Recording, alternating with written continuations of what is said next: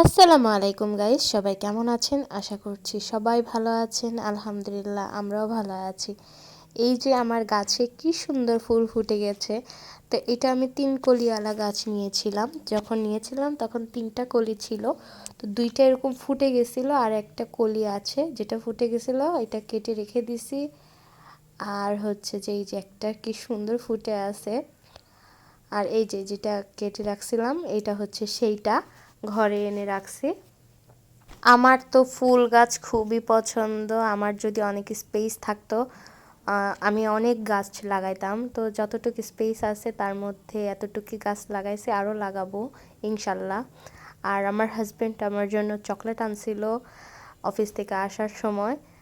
তো এখন বাজে কয়টা জানেন? ঠিক রাত 2টা।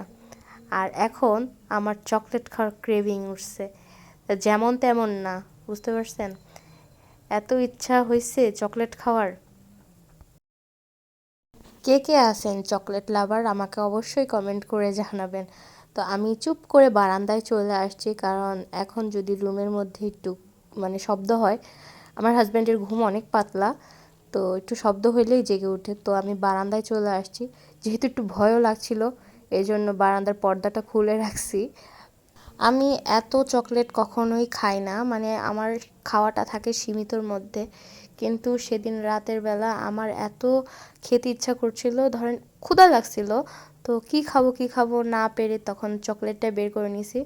তো চকলেট খাচ্ছিলাম আর অনেক বকবক করছিলাম, কি বকবক করছিলাম জানি না, এখন আর মনে নেই সে কি বকবক করছিলাম। সেদিন অতিরিক্ত চকলেট খাওয়ার কারণে আমার প্রচণ্ড সকালবেলা মাইগ্রেনের ব্যথা উঠে গেছিলো। তো অনেক ভয় পেয়ে গেছিলাম যখন অনেক ব্যথা করছিল। তো আপনাদের ভাইয়া বলছিল তুমি ঠান্ডা কিছু খাইছো না কি খাইছো? তো আমি বলছি না, আমি ঠান্ডা কিছুই খাই নাই। এখন তো খুব মনের সুখে খাচ্ছিলাম। কে জানতো যে সকালবেলা আমাকে এত বড় শাস্তি ভোগ করতে হবে। যাই হোক, আমি খেতে খেতে পুরাটাই খেয়ে ফেলছি, এতটা ভাল লাগছিল তখন, আমার প্রচণ্ড ভাল লাগছিল, যেটা সত্যি কথা। যেহেতু অনেক রাত হয়ে গেছিলো, আমার খুব ভয়ও লাগছিল, আশেপাশে ওই যে কুকুরের সাউন্ডগুলো আসতেছিল। তো চিন্তা করলাম যে ঠিক আছে আমি রুমে চলে যাই, আর থাকবো না। তো অর্ধেক খেয়েছি আর অর্ধেক রেখে দিয়েছি। যাই হোক, আমার এই ভিডিওটি কেমন লাগলো অবশ্যই কমেন্ট করে জানাবেন। সবাই ভালো থাকবেন, সুস্থ থাকবেন। আল্লাহ হাফেজ।